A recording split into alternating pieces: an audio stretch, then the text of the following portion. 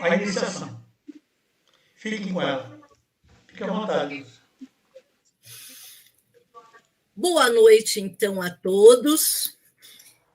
Os amigos antigos, os novos amigos virtuais, e que consigamos, a partir de hoje, trilhar essa jornada. Eu gostaria de começar com uma antiga lenda hindu que provavelmente é conhecida de todos. Mas, face a esse tema, eu acredito que ela deve ser revisitada. Então, reza a lenda, que houve um tempo em que todos os seres humanos eram deuses. Só que as pessoas acabaram abusando da sua divindade. E a grande divindade Brahma, hindu, o mestre dos deuses, toma então a decisão de retirar delas o poder divino e escondê-lo em um lugar onde fosse muito difícil ser acessado. Mas o grande problema era onde colocar esse esconderijo, Para solucionar esse problema, Brahma faz o quê? Convoca um conselho consultivo dos deuses da hierarquia abaixo dele para ouvi-los. E a primeira ideia que surgiu dentre eles é que essa divindade deveria ser colocada em algum lugar nas profundezas da terra. E aí Brahma retruca: não, isso não basta. Porque nós preparamos o homem para tamanha grandeza que ele vai cada vez cavar mais fundo e encontrá-la. Os deuses, então, sugeriram que deveria ser jogado nas profundezas dos mares. E, mais uma vez, Brahma recusa a ideia, dizendo que seria muito fácil também para o homem explorar as profundezas marítimas. Então, achava que, não sabemos, onde que nós vamos escondê-la. Então, decide ele subir de hierarquia e vai procurar, aí sim, o Deus maior, o Mahadeva Shiva. E conta tudo o que havia pensado até então. Shiva, então, lhe responde: eis que nós já sabemos o que nós vamos fazer, aonde nós vamos esconder essa divindade. Nós vamos escondê-la dentro das profundezas do próprio ser humano, porque talvez esse seja o último lugar onde ele deva buscar. Esse caminho o tornará capaz de reencontrar, sim, a sua divindade, mas ele deverá buscar o caminho de Jnana. Jnana significa o conhecimento. E isso também não será fácil para ele, porque ele terá que vencer Maya, as ilusões, e ainda a nava, o egoísmo de apropriar-se dos saberes. Assim, Mahadeva Shiva, o deus dos deuses hindus, decide criar os ashrams, ou as escolas iniciáticas, onde aqueles deveriam trilhar os caminhos se tivessem tudo isso como um firme e grande propósito. Então vamos nós, Desde os tempos imemoriais, o ser humano busca fora respostas para os grandes mistérios universais. Ele, quando olha a beleza do universo, de tudo que está manifestado, para muitos já começa a surgir as clássicas perguntas: mas como surgiu tudo isso que existe no universo? Quem o criou? Para quem foi criado? Por que foi criado? E etc. Entretanto, essas respostas não caem do céu.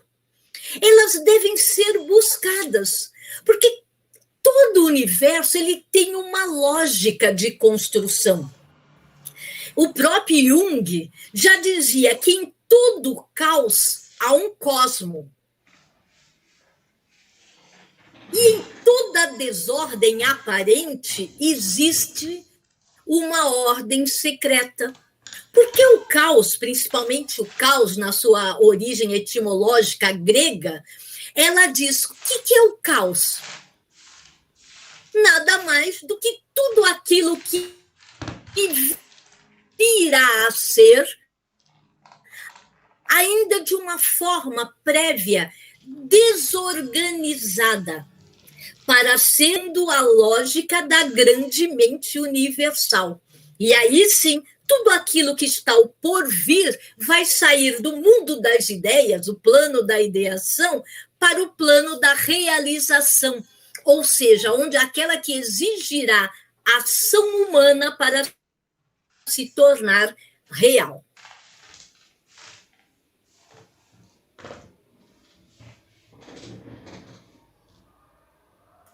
Quando nós buscamos entender, então, essa lógica, nós vamos perceber que tudo foi previamente construído para culminar no homem.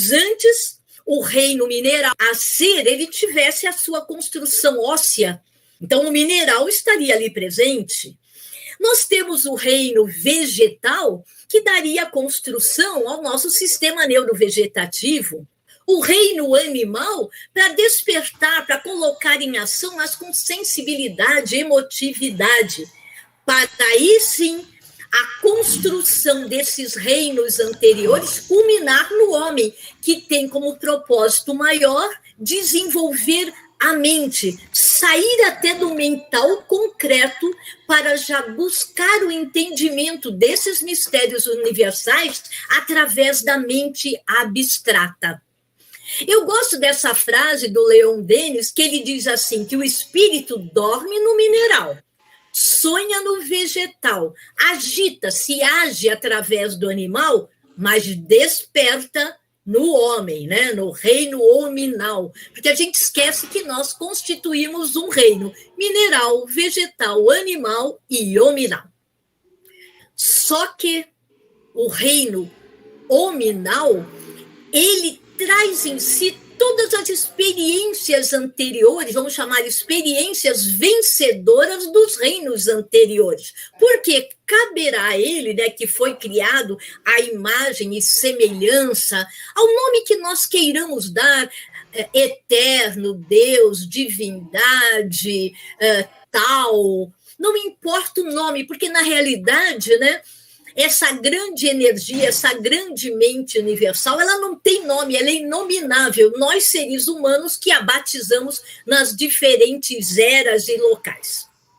Então, o reino hominal, criado à imagem e semelhança, começa também, num determinado momento da sua existência, a fazer perguntas. Para que eu estou aqui, né? Eu mesmo costumo brincar. Será que eu vim para cá para começar a trabalhar com 11 anos? Eu nasci numa família não privilegiada financeiramente, para começar a trabalhar cedo, ralar bastante e depois morrer? Não.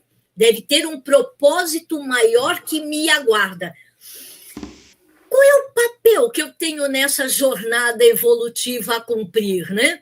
E outras perguntas começam a aflorar. Mas de onde eu vim? Para onde eu vou? O que me cabe fazer nesse intervalo entre a minha vinda e a minha ida, né, do planeta? Qual é esse verdadeiro propósito? Que legado eu tenho que deixar? Mas eu posso acelerar a minha jornada evolutiva ou eu vou ficar naquela, deixa a vida me levar, a vida leva eu? Como que é isso? E outras perguntas começam a aflorar. E os grandes mestres universais dizem que nós devemos prestar atenção quando essas perguntas afloram, porque significa que nós já estamos iniciando um caminho diferenciado, onde as respostas também já virão anexas às próprias perguntas. E para isso nós temos que ter olhos para ver, ouvidos para ouvir, despertar outras potencialidades que já trazemos dentro de nós. gente faz posso acelerar minha jornada evolutiva? Já vem a primeira resposta. Sim, você pode e você deve, ou seja, podemos e devemos acelerar esse processo. Entretanto, ninguém nos trará a chave para esse despertar, para que nós possamos acessar estados superiores de consciência, né? Não vem pronta a resposta. Mas também não há fórmula mágica para atingirmos a iluminação. Não adianta colocar o dedo na tomada, né? A própria imagem parece o lampadinha do professor Pardal querendo se iluminar. Não há fórmulas mágicas. Por quê? O caminho iniciático, ele é pessoal e intransferível. Por mais que nós queiramos passar alguma coisa que para nós faz sentido, para pessoas, principalmente aquelas mais próximas, né, de nós, a gente quer conversar sobre, nós temos dificuldade, porque cada um de nós, ninguém é melhor nem pior no universo, mas cada um de nós está num degrauzinho diferente. Então, às vezes, as linguagens desse caminho não são tão claras para todas o tempo todo. Por isso, a grande busca é o caminho, né, que nós vamos ver. Por onde que a gente vai começar? Bom, num determinado momento da humanidade, nesse caminho que a gente diz de cosmogênese, da gênese do cosmos, e no peregrinar das raças humanas, né? Ou seja, antropogênese, nós ganhamos a mente, nós ganhamos uns outros presentes, e o livre-arbítrio é uma lei universal. Nós vamos começar exercitando, através do nosso livre-arbítrio, esse poder de escolha que ganhamos, ousando dar o primeiro passo. Na realidade, há 3 tipos de iniciação. A primeira delas, nós chamamos que é a iniciação indireta, que é o deixa a vida me levar, né? Que é a iniciação pela própria vida. Mas a iniciação pela própria vida, ela pode ser feita pelo amor e, às vezes, nem tanto. Às vezes, a iniciação é pela dor. O segundo tipo de iniciação, nós chamamos a iniciação direta, simbólica, que é feita através de colégios ou escolas iniciáticas. O que é isso? São aquelas que já nos trazem o conhecimento que nós chamamos a sabedoria iniciática das idades. É aquilo que sempre foi, aquilo que é, aquilo que será, independente ainda da nossa possibilidade de entendimento, aonde nós vamos gradativamente, degrauzinho por degrauzinho, aprendendo a ler as entrelinhas, aquilo que está por trás dessas letras e por trás dos símbolos. Porque símbolos, mitos, etc., têm leituras que exige que nós busquemos sair daquela mente concreta que eu falei há pouco para dar esse salto para uma mente mais superior, abstrata. E o terceiro tipo de iniciação é o que a gente chama de iniciação real. Por quê? Também não basta que nós conheçamos, sejamos bibliotecas ambulantes. Nós temos que ir para o palco da vida. Então, nós chamamos de iniciação real, que é a vivenciação dos conhecimentos. Ou seja, não basta aprender, tem que apreender, fazer sentido para que quando nós nos coloquemos em ação no mundo, esses valores maiores estejam presentes conosco o tempo todo. Então, são 3 os tipos de iniciação. Mas, para alguns, talvez, o que é iniciação? Se nós formos buscar a origem etimológica, ou seja, a origem da palavra, ela tem uma origem latina, ela vem lá da palavra initiatio, outras dizem que é de initiatus, Tem pequenas variações dessa origem etimológica, mas o conceito em todas elas é o mesmo. Iniciação é o ato de iniciar, parece até óbvio, né? Embora em escolas de iniciação a gente sabe que temos que ter muito cuidado com aquilo que parece óbvio. É a ação de começar, de principiar. Mas será que é só isso? Bom, não é só isso. Iniciação num colégio iniciático, o real entendimento é muito mais amplo. Significa algo que é resultante de um processo. Mas que processo é esse? O processo, aquele individual, intransferível, onde nós buscamos nos iniciar. Ou seja, iniciação é a resultante do processo de iniciar-se, iniciar a si. Ou seja, também colocar-se a caminho. Mas nós observamos, né, que existem 5 tipos de pessoas que buscam a iniciação. Quais são esses tipos? A primeira delas é o que a gente chama do curioso. O curioso é aquele que pisa aqui, pisa acolá e entra numa escola de iniciação apenas para matar a sua curiosidade. Entretanto, como em escolas iniciáticas, ele é um processo. Muito das coisas ainda são veladas propositadamente, oculta no início, e esse que só foi lá para a curiosidade, deixa eu ver isso que se trata, ele desiste. O segundo tipo é o cético. O cético é aquele que duvida de tudo. Inclusive, dizem que ele duvida de si mesmo e até do seu próprio ceticismo. Mesmo que ele entre, ele fica perdidaço e acaba muitas vezes também saindo. É cético, não acredita em nada, né? Só acredita na sua verdade, entre aspas. Tem o senhor indiferente que também busca, que é aquele que chega em iniciação por causa dos outros.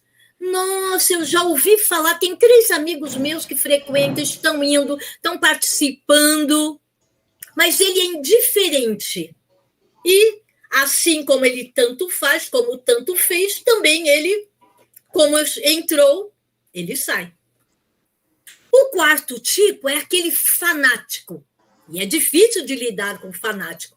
Primeiro que o fanático, a própria expressão, né, é aquele que é cego, é aquele que não se permite ouvir nem ver nada diferente daquilo que ele acredita. E aí eu trouxe a frase que eu gosto muito de Voltaire, que é quando o fanatismo gangrena o cérebro, a enfermidade é incurável. Não adianta, não devemos investir o nosso tempo nele. Ele não se permite, né, apreender nada. Mas existem pessoas especiais que é do quinto tipo, que são os buscadores, os peregrinos da vida, aqueles que buscam não aspectos da verdade, que buscam a verdade na sua origem, na sua essência, e o seu papel dentro desse todo, que tem clareza que o todo ele é constituído de partes. Portanto, nós fazemos parte desse todo. Então, nós precisamos entender o nosso papel nessa co-construção coletiva. Esse sim, o buscador, ele é o viajante para dentro de si, também chamado de peregrino. É aquele que se coloca no caminho em busca do que se encobre atrás dessa verdade. O professor Henrique José de Souza, fundador da Sociedade Brasileira de Eubiose, desde 1924, né, nós já estamos para fazer 100 anos no Brasil, ele tem uma expressão que eu gosto muito que diz: a verdadeira iniciação é aquela que obriga o homem a descobrir por si mesmo o que não pode, desde logo, ser desvendado diante de seus olhos, que estão nublados pelos densos véus da matéria em que se acha envolvido. Por isso que lá Shiva dizia, deixa o homem, ele vai ter que buscar o conhecimento, mas ele vai ter que tirar essa maia, essa ilusão que o envolve para que ele adentre patamares superiores de consciência, né? Também Hermés, o Trimegistro, né? Grande ser atemporal, que escreveu e nos legou o Caibalion, ele dizia que o homem nada sabe, entretanto é chamado a tudo conhecer. Tudo lhe será desvelado a partir do momento que ele busca. E quem ouve esse chamado, muitas vezes trilha de diferentes caminhos, porque faz parte da nossa jornada buscar diferentes caminhos até que as respostas comecem a fazer sentido dentro de nós. Então, dentro da escola de iniciação, esses mistérios gradativamente passam a lhe ser desvelado. A palavra desvelar significa tirado os véus que o encobrem. Não é revelar, senão seria velar, esconder duas vezes. Não, é desvelar, tirar-lhe os véus que os encobrem. E Buda também dizia, né? Uma jornada evolutiva, um processo iniciático, ele diz, uma longa caminhada começa sempre com o primeiro passo. E, às vezes, o menor passo na direção certa acaba sendo o maior passo na nossa vida. Então, qual é esse primeiro passo que nós temos que ousar dar para começar a trilhar essa jornada? O primeiro passo é buscar descortinar a si mesmo. Ou seja, nós temos que tirar esse véu, essa cortina, né, que encobre a realidade. O segundo passo é reconhecer que nós somos seres em evolução, somos seres inacabados. E que muitas vezes nós deveríamos até estar com essa plaquinha ainda, desculpe o transtorno, eu estou em obras. Por quê? Nós temos erros, nós temos tropeços, impactamos com as nossas ações ou não ações no mundo. E eu gosto muito de uma expressão que tem tudo a ver com esse segundo passo, que diz assim, quando alguém começa a nos recriminar, nos pré-julgar, etc., ou nem é pré, já é julgar, que nós deveríamos falar, ok, falhei, está falhado, e não se falha mais nisso. Perdoe, estou em construção. O terceiro passo é deixar para trás tudo aquilo que não nos leva para frente. Nós, seres humanos, temos uma tendência a levar uma bagagem excessiva, quando o caminho iniciático nos sinaliza que deve ser trilhado com leveza, com felicidade. Por quê? Nós temos que gradativamente eliminar tudo aquilo que não nos ajuda a evoluir. Infelizmente, o mundo hoje denso, mais pesado, etc., faz com que essa caminhada, mesmo que nós busquemos a leveza, ela parece muitas vezes colocar uma carga que nós até achamos que não merecemos. Mas, se temos nos nossos ombros, estamos aqui para superá-la, porque já trazemos dentro de nós também a capacidade e a potencialidade para superar todos os desafios, todos os obstáculos que se nos apresentarem ao longo dessa jornada evolutiva. E isso é maravilhoso saber, né? Que quando aparecem os problemas, os desafios, a gente pensa, chegou o problema, mas também, como tudo é dual, é polar, com ela também a solução. Basta eu virar a moeda, né? Já que são duas faces de uma mesma moeda, o problema e a solução. O quarto passo é reconhecer que a vida é um labirinto.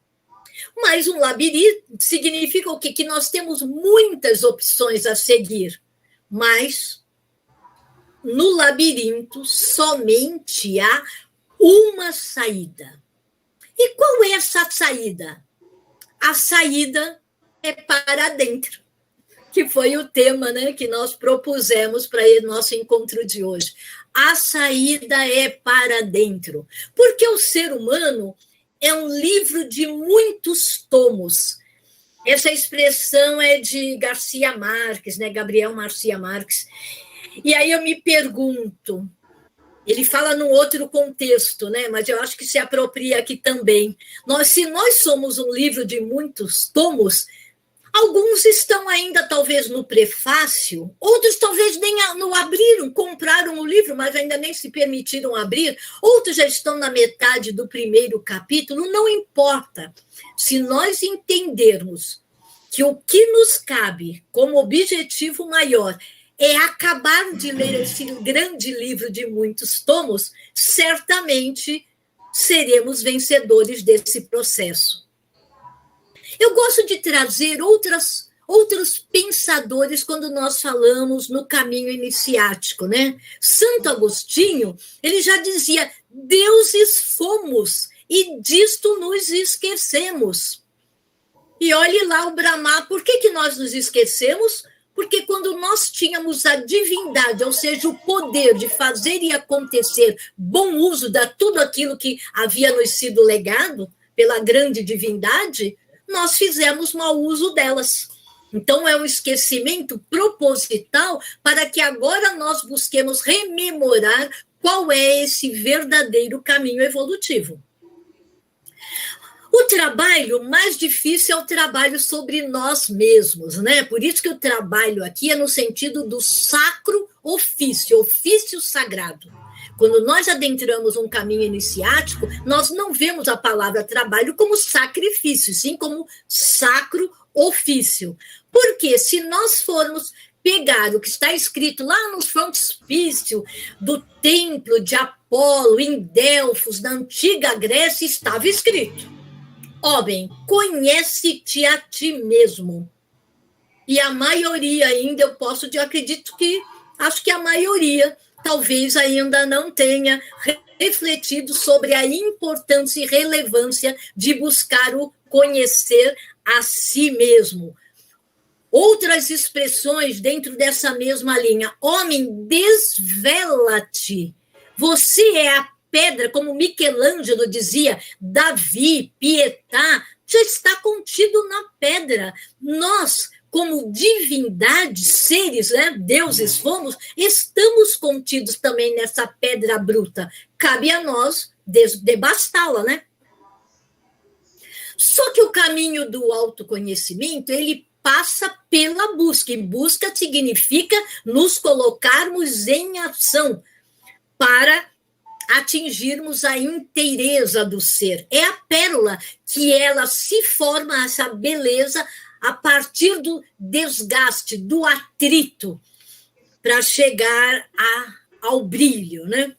A mesma coisa quando nós falamos a beleza da rosa, que é até representada, por exemplo, na Ordem Rosa Cruz, quando você permite que o botão se abra para florescer. O ser humano tem que se permitir florescer.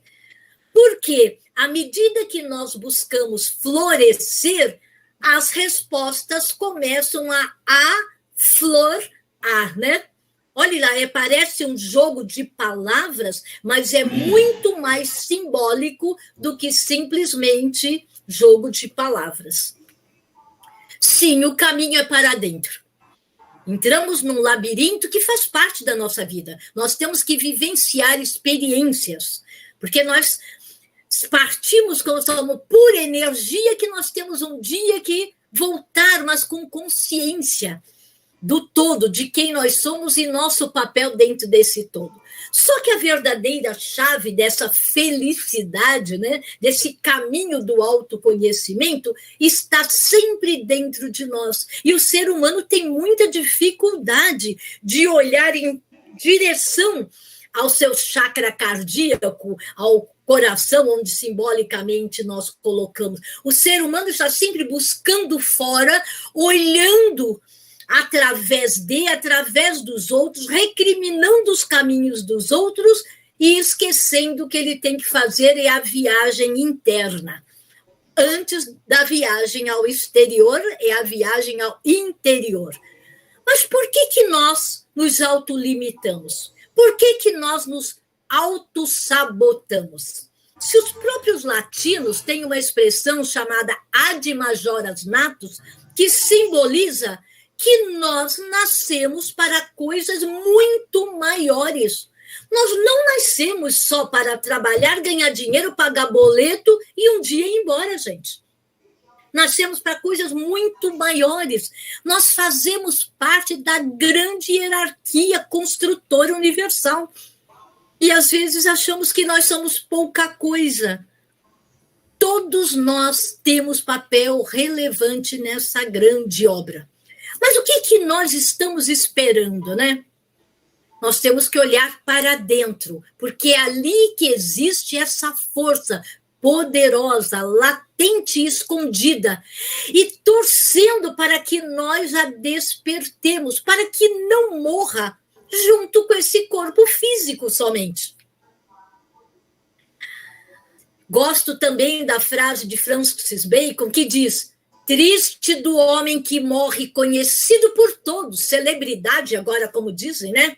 Mas desconhecido de si mesmo. E é verdade. A gente para um pouquinho mais para refletir sobre todo o entorno, né? Nós podemos facilmente perdoar uma criança que tem medo do escuro. A real tragédia humana é quando os homens têm medo de buscar a luz. Mas como que a gente acelera esse processo, já que a chavinha não vem no bico do passarinho? Através de um tripé, de uma tríade. Primeiro, nós temos que buscar o autoconhecimento. Quem eu sou, de onde eu vim, para onde eu vou, quais são os meus dons, minhas virtudes, meus talentos que eu trago nessa mochila, que ferramentas, que instrumentos que vão me ajudar a me colocar nessa trilha. Não é no trilho, é na trilha, que ela que é enriquecedora dentro desse processo. O outro lado, não adianta só, né, buscarmos o autoconhecimento se nós não nos autodesenvolvermos, nos colocarmos em ação no mundo de uma maneira diferenciada, nos autoanalisando permanentemente, observando que todos nós trazemos tendências nem sempre positivas. Eu não gosto de falar tendência negativa, mas seria isso. Todos nós, quando nos analisamos, nos autoconhecemos, a gente percebe que tem muitas coisas que nós precisamos transmutar em nós. E aí nós vamos para o caminho em busca da autotransformação, que é uma expressão que carrega em si, acho que o grande propósito. Auto significa próprio, aquilo que depende só de mim. Trans significa aquilo que vai me colocar num patamar de transcendência muito superior. Para quê? Para que eu mude a forma de ser, de pensar, de agir. Mas, de qualquer jeito, não. Forma, ação. Se eu preciso mudar a minha forma de ser, pensar e agir hoje, eu preciso já me colocar no mundo em ação diferenciada. Essa trilogia, né? O fundador da Sociedade Brasileira de Obiose chama de escola, que é qualquer espaço onde nós possamos buscar o conhecimento, a verdade, né, aquilo que está por trás dela. Teatro é o palco da vida, que é através da arte de ir ao encontro do outro, que eu me desvelo ao outro, que são as observações feitas através de comportamentos, porque comportamento não é aquilo que eu digo a respeito de mim, mas sim aquilo que o outro é capaz de falar sobre mim na minha ausência ainda, né? E templo é a minha conexão com o divino, através de mantras, de yoga, do meu silêncio, de buscas superiores. Então, sem a trilogia iniciática, escola, teatro e templo, a iniciação vai ser pela vida, que pode ser pelo amor ou pela dor, né? A trilogia nos coloca no caminho pelo amor. Por quê? Essas buscas fazem que nós consigamos nos manter em equilíbrio, por mais difíceis que sejam as situações que se apresentam. Para isso, mente e emoção, os dois pratos de uma mesma balança, precisam estar permanentemente em equilíbrio, para que gradativamente nós busquemos, na escola iniciática, chegar ao degrau de pensar com o coração e sentir com a mente. Esse eu digo que é um salto quântico evolutivo, pensar com o coração e sentir com a mente. Esse é nosso grande propósito, né?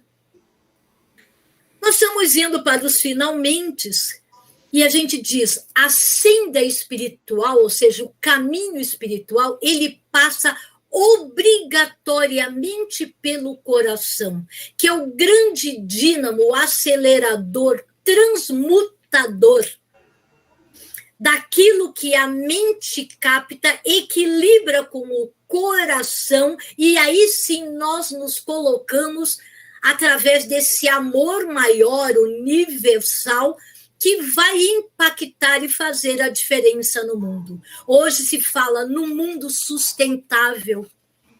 Quem já buscou esses conhecimentos não vai degradar a natureza, porque nós somos resultantes de um processo evolutivo da natureza. E nós só nos mantemos em equilíbrio com essas leis se nós respeitarmos.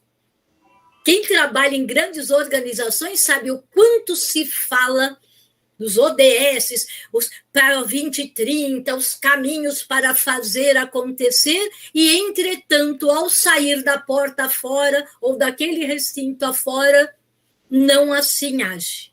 O convite hoje é que vamos nos permitir trilhar essa jornada evolutiva juntos. Por quê?